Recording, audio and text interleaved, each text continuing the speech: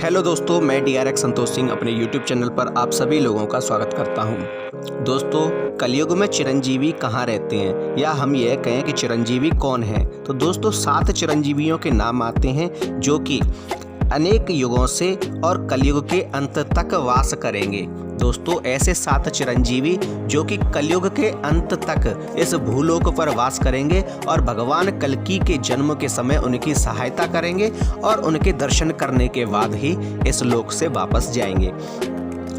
दोस्तों, वैसे तो ये चिरंजीवी अन्य युगों में कई जगह देखने को मिलती हैं, परंतु कलयुग में इन्हें देखना इतना आसान नहीं है, क्योंकि कलयुग में लोगों के पास वह शक्ति नहीं है, वह सामर्थ्य नहीं है, वह सत्यवादिता नहीं है कि वे चिरंजीवियों के दर्शन कर सकें। हाँ, जिन लोगों के पास ऐसा तप है, जिन लोगों के पास ऐसी सत्यवादिता है, अभी भी कुछ लोग ऐसे हैं जो धर्म पर चलने वाले हैं, वे इन चिरंजीवियों से अवश्य ही मिलते होंगे, परंतु वे लोग हमें कहाँ मिलने वाले हैं। हमारा ऐसा भाग्य कहाँ कि ऐसे लोगों से मिल सकें। अगर हमारा धर्म इतना उत्कृष्ट हो, इतना सुदृढ़ हो, तो हमें भी चिरंजीवियों के दर्शन हो सकते हैं। कलयुग में ये चिरंजीवी कहाँ रहते हैं दोस्तों, आज हम अपने इस वीडियो में आप सभी लोगों को बताने जा रहे हैं। दोस्तों, वीडियो शुरू करने से पहले कमेंट में एक बार सच्चे मन से जय श्री राम अवश्य लिख दीजिए। तो देरी ना करते हुए शुरू करते हैं हम अपने इस वीडियो को। दोस्तों, चिरंजीवियों में सबसे पहला नाम आता है बजरंगबली का। बजरंगबली जो कि राम भक्त हैं, जिन्हें हनुमान के नाम से भी जाना जाता है और जो राम भक्ति में भक्ति की पराकाष्ठा को पार कर गए। दोस्तों, बजरंगबली ऐसे देव हैं जिन्हें रुद्र अवतार भी कहा जाता है, जिन्हें शिव का अवतार भी कहा जाता है, जिन्हें राम का भक्त भी कहा जाता है, और जहाँ कहीं भी राम की कथा होती है वहाँ बजरंगबली अवश्य होते हैं। दोस्तों, बजरंगबली को माता सीता के द्वारा अजर और अमर होने का वरदान प्राप्त हुआ था, चिरंजीवी होने का वरदान प्राप्त हुआ था। वहीं भगवान श्री राम के आदेशानुसार वे कलयुग के अंत तक इस पूरी दुनिया में राम की कथा का वर्णन करते रहेंगे, उसका प्रचार और प्रसार करते रहेंगे, और भगवान कल्कि के समय ये कल्कि की सहायता करेंगे, और कल्कि भगवान में यह राम का रूप देखने के बाद ही इस दुनिया से जाएंगे। तब तक ये इसी लोक में, इसी पृथ्वी लोक पर भ्रमण करेंगे, इसी पृथ्वी लोक पर यह रहेंगे। परंतु कलयुग में यह रहते कहाँ हैं, तो इसका द्वापर युग में एक कथा मिलती है, जब भीम द्रौपदी के लिए कुछ पुष्प लाने के लिए गंधमादन पर्वत पर गए थे, तब उन्हें वहां हनुमान जी मिले थे, जो जमीन पर लेटे हुए थे और जो भीम के बल की प्रतीक्षा लेना चाहते थे। दोस्तों, तब एक वृद्ध ब्राह्मण को देखकर भीम को घमंड से चिल्लाया कि ब्राह्मण सामने से हट। तब हनुमान जी ने उनका गर्व तोड़ा था, उनका घमंड तोड़ा था, और यह बताया था कि वे गंधमादन पर्वत पर निवास करते हैं। तो दोस्तों, यह मान सकते हैं कि कलयुग में भी हनुमान जी गंधमादन पर्वत पर ही निवास करते हैं और वे वहां मिल भी सकते हैं। नंबर 2, दोस्तों, अगले चिरंजीवी में नाम आता है भगवान परशुराम का।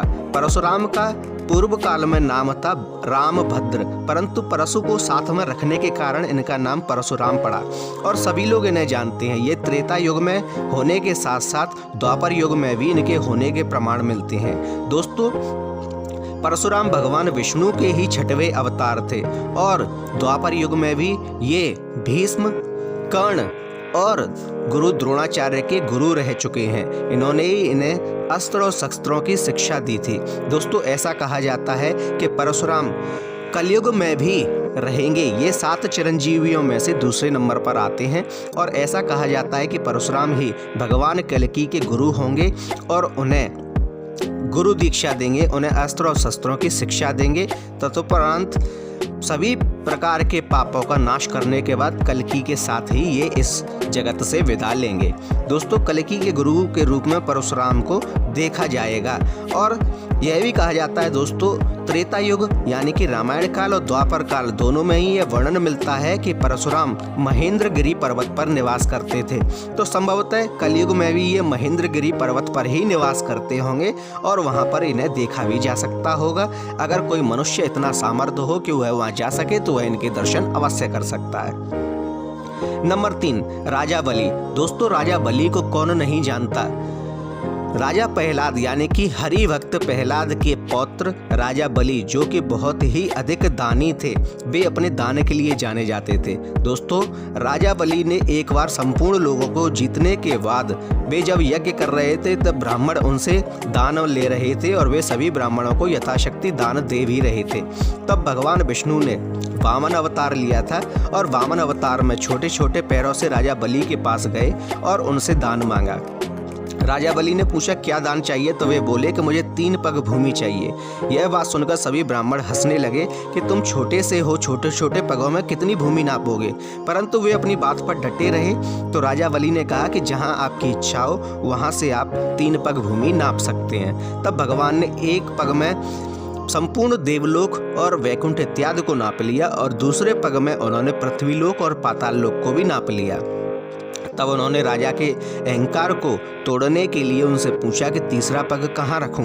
तो राजा बलि ने तीसरे पग को अपने शीश पर रखा, जिसके कारण राजा बलि को भगवान ने पाताल लोक में भेज दिया और वहां का राजा बना दिया। राजा बलि अभी भी अपनी मुक्ति के लिए वहां पाताल लोक में ही वास करते हैं। दोस्तों, यह कह सकते हैं हम कि राजा बलि चिरंजीव की होने के साथ साथ पाताल लोक में वास करते हैं।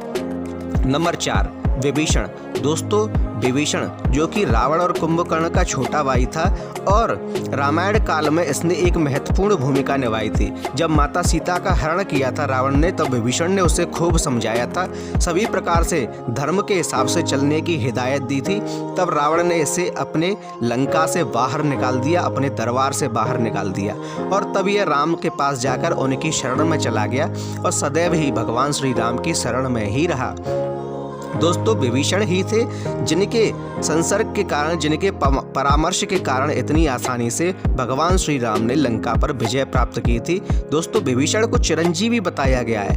भगवान ब्रह्मा ने विभीषण को उनकी धर्मपरायणता से प्रसन्न होकर चिरंजीवी होने का आशीर्वाद दिया था। दोस्तों, रामायण काल के बाद द्वापर युग में जब पांडव अश्वमेघ यज्ञ कर रहे थे, तब भी विभीषण उनके निकट आए थे और सहदेव से उनकी चर्चा हुई थी, ऐसा भी वर्णन मिलता है। दोस्तों, विभीषण भी कलयुग में जीवित हैं।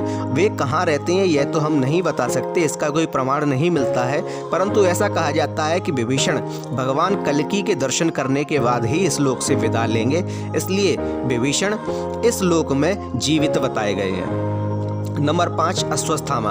दोस्तों, अश्वत्थामा को कौन नहीं जानता, तो जो गुरु द्रोण के पुत्र थे और कौरवों की ओर से इन्होंने युद्ध लड़ा था। दोस्तों, अश्वत्थामा ने जब कौरव पांडवों पर ब्रह्मास्त्र चलाया था और उसे वापस नहीं लिया था, तब भगवान श्री कृष्ण ने उन्हें श्राप दिया था कि वे कलयुग में भटकते रहेंगे, जीवित रहेंगे और उनके सर में जो घाव होगा उससे वे सदैव ही पीड़ित रहेंगे। दोस्तों, अश्वत्थामा को यह कलयुग में यह भी बताया जाता है कि वे मध्य प्रदेश के हजीरगढ़ के किले में शिव के पूजन के लिए भी जाते हैं और अश्वत्थामा को यह भी कहा जाता है कि वे शिव के ही अवतार थे और शिव के वे अकेले ऐसे अवतार हैं जिनकी पूजा नहीं की जाती। दोस्तों, अश्वत्थामा को अभी भी कलयुग में चिरंजीवी माना जाता है, उन्हें जीवित माना जाता है और कई लोग अभी भी ये दावा करते हैं कि उन्होंने अश्वत्थामा को देखा है। वहीं दोस्तों, नंबर 6 पर आते हैं महर्षि व्यास। दोस्तों, महर्षि व्यास को ही वेद व्यास के नाम से भी जाना जाता है क्योंकि इन्होंने अनेक ग्रंथों की रचना की थी। दोस्तों, महर्षि व्यास भी त्रिकाल दृष्टा से थे और त्रिकाल दृष्टा होने के कारण ही उन्होंने यह भविष्यवाणी कर दी थी कि कलयुग में भगवान विष्णु कल्कि के रूप में अवतार लेंगे। दोस्तों, महर्षि व्यास भी सप्त ऋषियों में से तो नहीं, लेकिन चिरंजीवियों में, सप्त चिरंजीवियों में अवश्य आते हैं और इसके कारण ये भगवान कल्कि के से मिलने के बाद ही इस लोक से विदा लेंगे। नंबर 7 पे आते हैं कृपाचार्य, जो कि पांडवों और कौरवों दोनों के ही कुलगुरु थे। कृपाचार्य भी दोस्तों सप्त चिरंजीवियों में आते हैं। यह अश्वत्थामा के मामा थे और इसके अतिरिक्त ये अपनी धर्मनिरपेक्षता के कारण, ये अपने न्याय के कारण इन्हें वरदान मिला था कि ये चिरंजीवी होंगे। दोस्तों, ये भगवान श्री कल्कि की युद्ध में सहायता करेंगे और उसके बाद उनके साथ ही इस लोक से विदा होंगे। दोस्तों, ये थे वे 7 चिरंजीवी जो कि कलयुग में भी इस पृथ्वी लोक पर वास करते हैं और ये पृथ्वी लोक पर अगर व्यक्ति दृढ़ संकल्पित हो, तप करे तो वह इनसे मिल भी सकता है। दोस्तों, आपको हमारा वीडियो कैसा लगा फिर कृपया हमें कमेंट में बताइए। साथ ही कमेंट में जय श्री राम अवश्य लिखिए। हमारे वीडियो को लाइक कीजिए, शेयर कीजिए और हमारे चैनल को सब्सक्राइब कीजिए। धन्यवाद।